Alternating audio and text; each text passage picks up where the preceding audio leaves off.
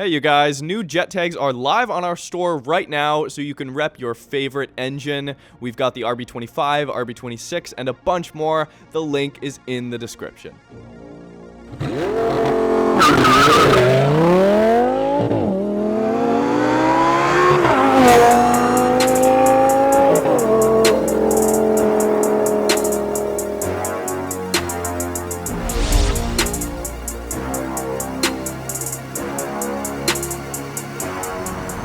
Alright you guys, welcome back to the channel.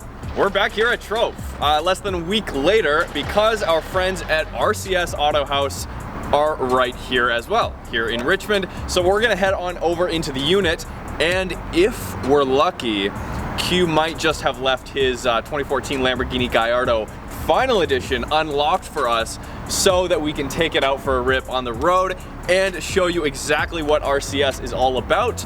And just like we did kind of a tour with Charles' unit here at Trove in Richmond, we're gonna do a similar thing with RCS and see what they've got going on, because their unit is a little more further along, no offense Charles, and they've got some pretty sweet cars and plans for the future as well. So let's get inside, let's see if we can sneak the key and get in the Gallardo and hit the road.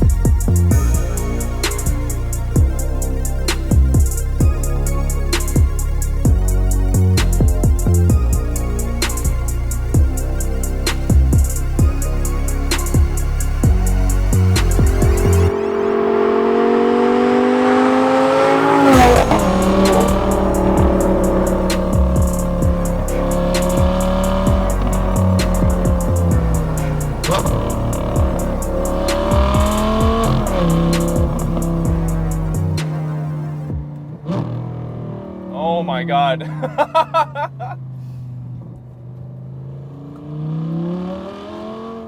Okay, you guys, we are driving a Gallardo.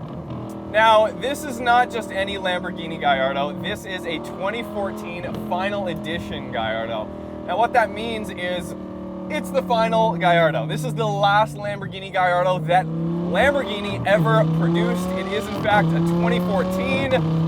Wow, those shifts are intense. We're started off here in Corsa mode. There's a few key differences about the Final Edition. Now, you must first know, the Gallardo, obviously, V10 mid-engine Lamborghini, keystone Lamborghini product since 2003. They built the Gallardo from 03 to 2013, and this is a 2014 model year, the last one. Why is that important? Well, this was kind of like the last of the old school Lamborghinis. And what I mean by that is, in the 10 years of production that this Gallardo was Lamborghini's kind of flagship model, I mean, the pop culture influence, MTV music videos that this car was featured in was insane. I mean, the Akon song where he pronounces it, "Jump up in my Lamborghini Gallardo." I mean, even like in early high school, I just thought that was hilarious. Because it's like, no, it's an Italian supercar, it's a Gallardo. You know, all that aside, they only made, throughout the 10-year span, they only made about 14,000 Lamborghini Gallardos. Now, to put that in perspective for you guys, just in the first 5 years of production alone on the Huracan, they made the same amount, about 14,000. So what that tells you is they're making Huracans at double the rate that they were making Gallardos. So the Gallardo is, you know, while definitely not as capable of a vehicle as the Huracan, it's a lot more rare, and it's a lot more bare bones. And I'm kind of glad that I have only driven a Huracan before, so that I can compare the ultra modern dual clutch nature of that car with all the tech and Audiness of it, and kind of compare it to this Lamborghini here.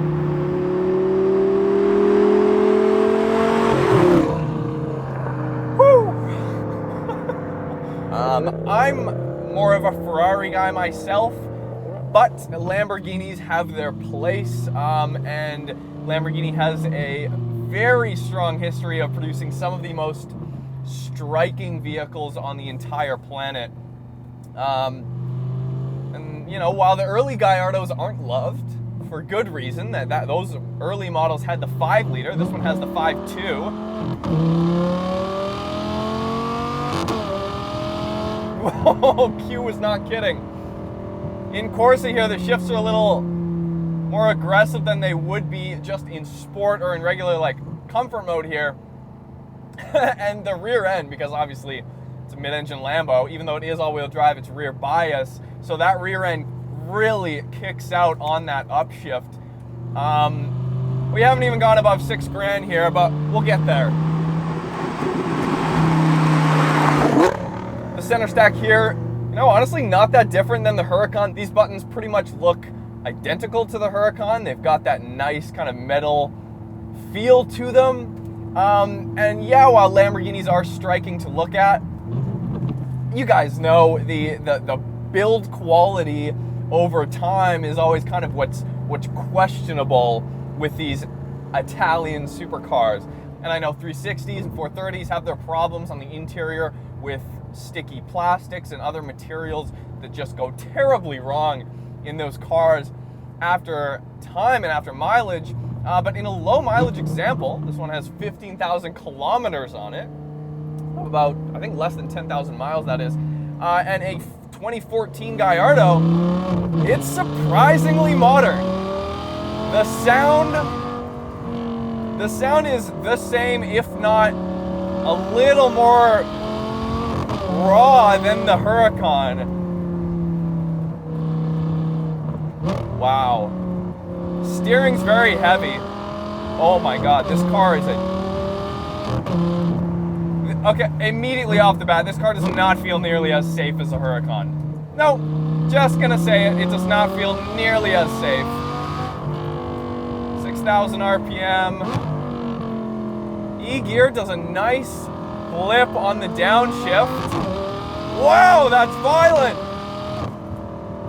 I have not even gone full throttle yet, but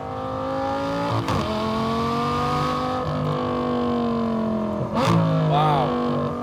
The bassy tone around like 5,000 and then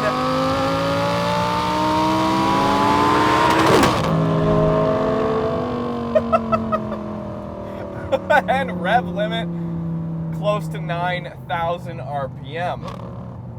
Even in here in Corsa mode, traction is still on, but it is, you know, it allows for a little bit of slip, and it allows for just that slip. So if you're not comfortable with slipping and sliding around, then you might find yourself wrapped around a tree or something. And what really fascinates me about the supercar world is it feels like it changes a lot more rapidly than any other kind of aspect of the automotive world. You know, like front engine, rear wheel drive, manual sports cars, they don't effectively change all that often, right? As a whole in the automotive industry. But mid-engine supercars are constantly like in a state of intense competition. Is that the real speed I was going? Okay. Yeah, so the cars evolve, and myself included, a lot of people I hang out with, and like I think we generally think of the Gallardo as a older car, a dated car. And of course, having launched in 04, it is an old car, it is an old chassis, but this 5.2 liter engine is basically the same engine that's in the Huracan. And this 2014 model here, just to put it into perspective for you guys, I know a lot of you guys love the GTR and think of that, especially when it came out. I mean, incredibly modern for its time. Really kind of took everyone by shock of how capable a vehicle it actually was. And a lot of people don't even think of the GTR as an old and dated car when this is a 2014. In 2014, the GTR had already been out for what, like 4 years, right? So longer than that, 5-6 years it had already been out when this came out. So this is far more modern than an early Nissan GTR, and you can feel that in the build quality. Now, I would love to go back and drive like an 05 Gallardo now, just to compare a little bit, just to do a little bit of a comparison, to see where the build quality has come in the production lineup. Little pull here. Whoa!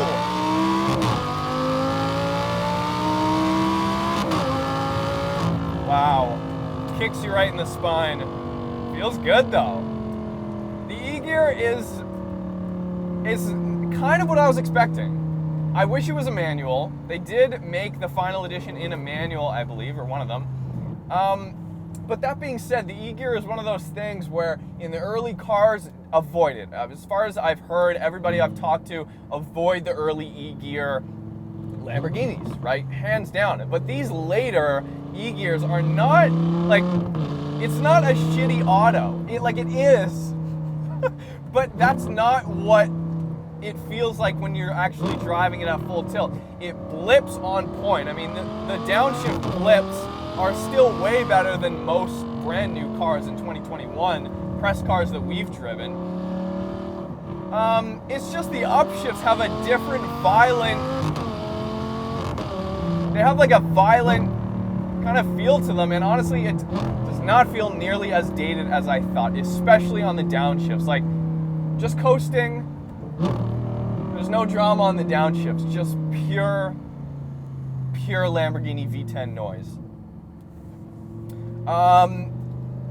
Lamborghini pretty much has done the opposite of what Ferrari likes to do, and that is put buttons on the steering wheel.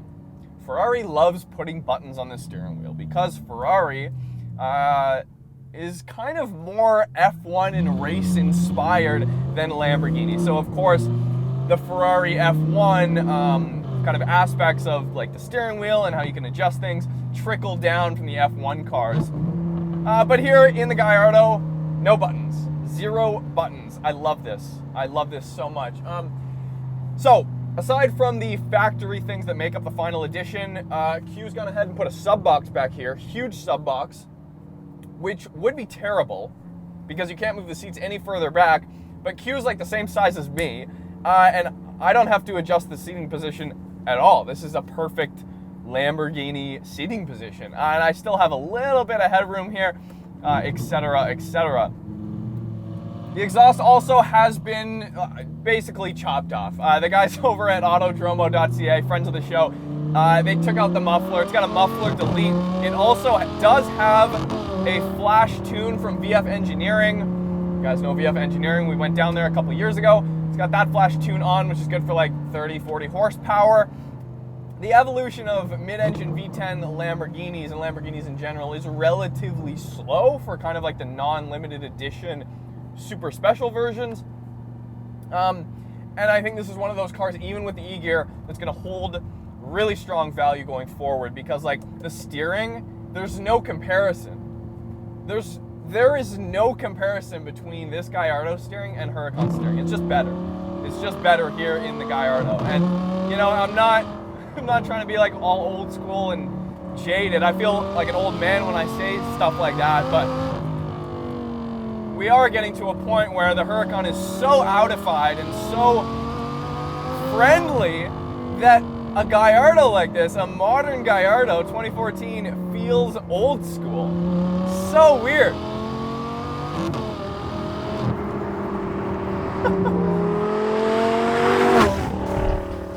Okay, so to explain RCS Auto House is not going to happen in just a couple of words, okay?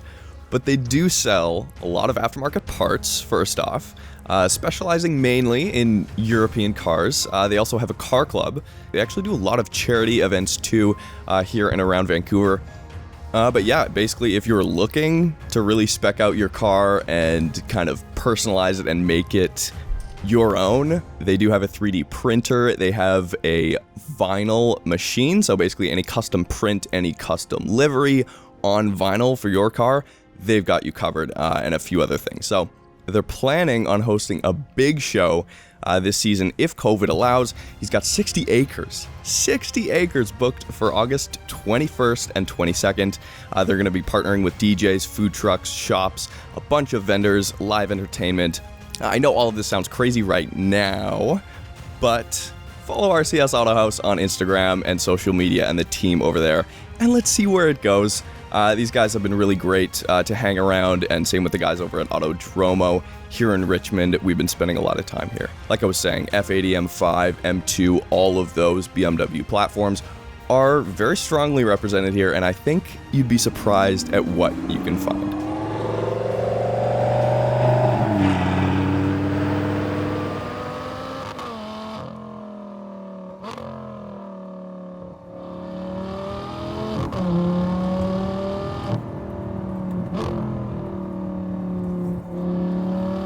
Yeah, heavy steering, but oh, you don't have to move nearly as much as you would think. The wheel, so precise. The rear end definitely gets a little squirrely, but yeah. 295s on the rear. You've got 235s on the front. I know Q's got some new wheels. He's got HREs coming for it, so I don't know if he's going to go a little bit wider. I'm sure they are maybe slightly wider. But if not, 295's plenty for an all-wheel drive car like this. Even rear bias, you know, it still hooks up. Wow, it's really balanced. It's balanced.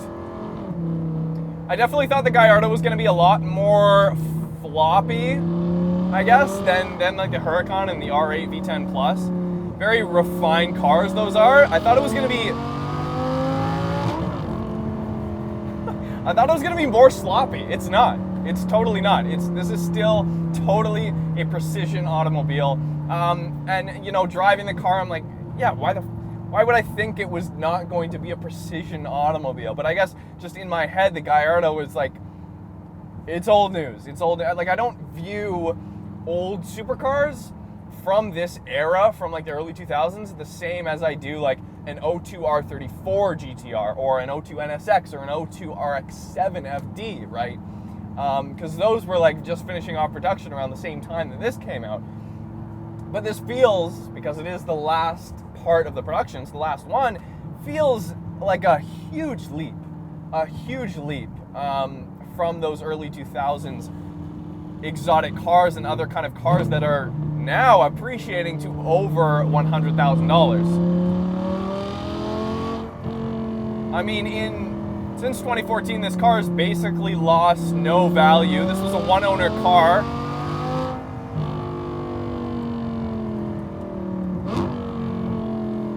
Turbo S back there.